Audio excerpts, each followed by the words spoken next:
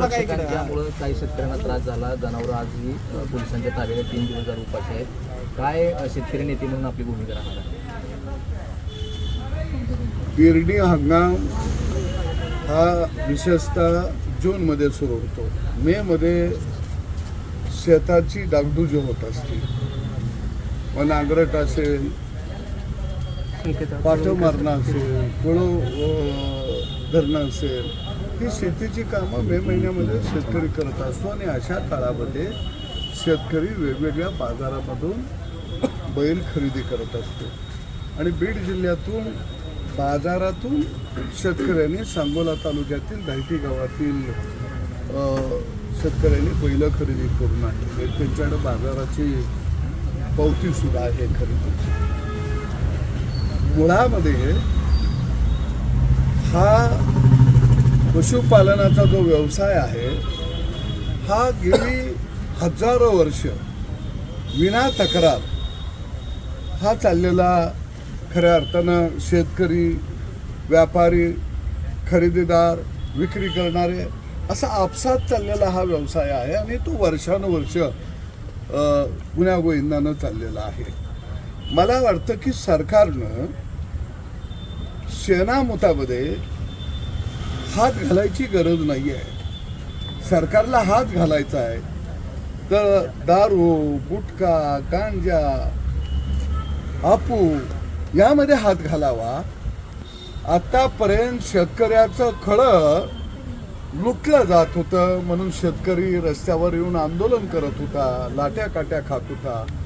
पण आज शेतकऱ्याच्या गोठ्याकडे जे लक्ष सरकारच्या आश्रयाखाली काही लोकांचं गेलेलं आहे हे खऱ्या अर्थानं शेती व्यवसायाला आणि जोडधंद्याला रसा तळाला घेऊन जाणारं हे काम या राज्यामध्ये खऱ्या अर्थानं चाललेलं आहे. मुळामध्ये देशी गाय हा शेतकरी विकत नाही आहे.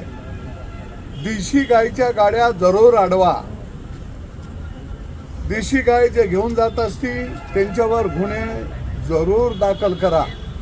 पण तुम्ही बैल असेल, रेडा असेल, म्हैस असेल, जर्सी गाय असेल, होस्टन गाय असेल, या वाहतुकीमध्ये, या व्यापारामध्ये तुम्ही काय अडथळा आणायला लागला?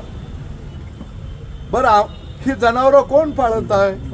हे जनावरं कोण विकत आहे? पाळणारा शेतकरी आहे, शेतमजूर आहे, 12 बुलतेदार आहे. विकणाराही तोच आहे. कारण मी माझ्या जनावराला जर चारा पाणी घालत असेल, त्याला वाढवत असेल, पोषण करत असेल तर त्याला विकण्याचा अधिकार हा जो पालन पोषण करतो त्याला आहे. ज्याचा याच्याशी काही संबंध नाही. आमच्या जनावराला कोण पाणी पाजायला येत नाही, चारा घालायला येत नाही, ते टिकोजीराव या राज्यामध्ये सरकारच्या आश्रयाखाली शेतकऱ्याचा गोठा लुटमार करणारे कोण? आणि मी सरकारला नम्रपणानं विनंती करतो, तुम्हानी गाई म्हैशी पाळणाऱ्या, शेणामुतात हात असणाऱ्या शेतकऱ्याच्या मताच्या पेटीची गरज नाही आहे का? तुम्हानी नेमकी जातीपातीचीच मतं पाहिजे आहेत का? तुम्हाला शेतकऱ्याची मतं नको आहेत का? कशासाठी तुम्ही या शेतकऱ्याच्या व्यवसायामध्ये तुम्ही यायला लागलाय? काय तुमचं शेतकऱ्यांना वाईट केलेलं आहे? आणि म्हणून निश्चितपणानं मी सरकारला सांगतो की आम्ही गाई, जर्सी गाय, होस्टन गाय, बैल, म्हशी, अरे आम्ही विकतोय, त्याच्यावर आमचं घर चालतंय ना. आम्हाला जेवढी गरज आहे तेवढी जनावर आम्ही गोठ्यात ठेवतो, अतिरिक्त जनावर आम्ही बाजारात विकत असतो. परंतु गोवंश हत्याबंदी कायद्याचा आधार घेऊन काही लोक हा व्यवसाय मोडीत काढायला लागलेले आहेत. आणि आज राज्यातले जनावरांचे बाजार हे बंद पडायला लागलेले आहेत. चांगली दुधाळ जनावरांची देवाणघेवाण राज्यामध्ये थांबलेली आहे. त्यामुळं सुशिक्षित तरुणांच्या हाताला जो रोजगार मिळत होता दुग्ध व्यवसायातून, तो सुद्धा थांबायला लागलेला आहे. नेमकं आपल्याला यातून साध्य काय करायचं आहे ही एकदा भूमिका खऱ्या अर्थानं सरकारनं आता स्पष्ट करणं गरजेचं आहे. नाहीतर आमचे शेणामुतात हात आहेत, हे हात आता रस्त्यावर लढायला सुद्धा मागं पुढं बघणार नाही. ही जबाबदारी हे सरकारची आहे. सरकारनं याच्यावरती निर्णय घ्यावा. पोलिसांच्या बाबतीमध्ये अरे काय ही काय गांजाची वाहनं होती का काय शेतकरी आपो घेऊन निघालाय का?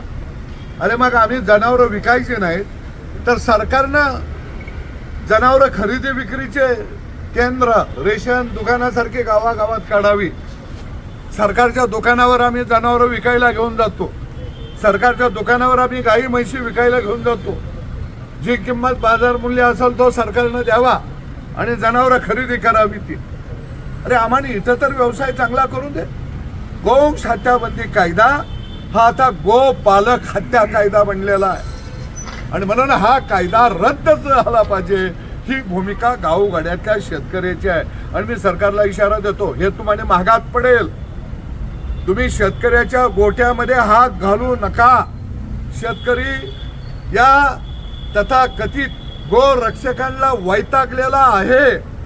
पाहिजे असेल तर शेतकऱ्याची जनावरं उद्यापासून सरकारनं योग्य किमतीला खरेदी करावी आणि सांभाळावी. ते एवढा त्रास शेतकऱ्यांना व्हायला लागलाय आणि म्हणून निश्चितपणानं मी सरकार मायबाप सरकारला विनंती करतो, तुम्ही गाय घ्याला म्हशी घ्याला, तुम्ही अनुदान देता, बैलाला अनुदान देता, मग ती काही गळ्यात बांधून हिंडू का रे बाबा? आमच्याकडे 10-12 जनावरं झाले हो, माझी जर सांभाळायची क्षमता नसेल तर. आणि म्हणून निश्चितपणानं मी पंढरीच्या पांडुरंगाला सुद्धा आता जाऊन मी दर्शन घेऊन साकडं घालणार आहे. अरे पांडुरंगा, तो रंजल्या गांजल्यांचा आमचा देव, पण आज दह्या दुधानं भरलेला आमचा गोठा पांडुरंगा संकटात आला या. आणि या सरकारला पांडुरंगा आता तूच सुबुद्धी दे. तूच त्यांना सांग की बाबा हा भरलेला दुधाचा गोठा आता वाचला पाहिजे. अरे राज्यातले सगळे शेतकरी नेते राजू शेट्टी असतील, रघुनाथदादा पाटील असतील, मी असेल, अजून काही यातले पशुपालक असतील, अरे सगळे शेतकरी नेते आम्ही टाहू पडून सांगतोय की हा शेतकऱ्यांचा अन्याय होतोय. तरी सरकार मुक भैर आंधळ का झालं? एका बाजूला तुम्ही सरकार शेतकऱ्यांसाठी योजना जाहीर करता आणि दुसऱ्या बाजूला त्याचा गोटा लुटता, त्याचं खळं लुटता. हे अजिबात आता चालू देणार नाही. कारण मी जरी सरकारमध्ये असलो तर पहिला मी शेतकरी आहे, पहिला मी शेतकऱ्याचा पोरगा आहे. अरे आमचा शेतकरीच नाही वाचला तर सदाभाऊ वाचून काय करायचं आहे? त्याचं काय लोणचं घालायचंय? पंढरपूरमध्ये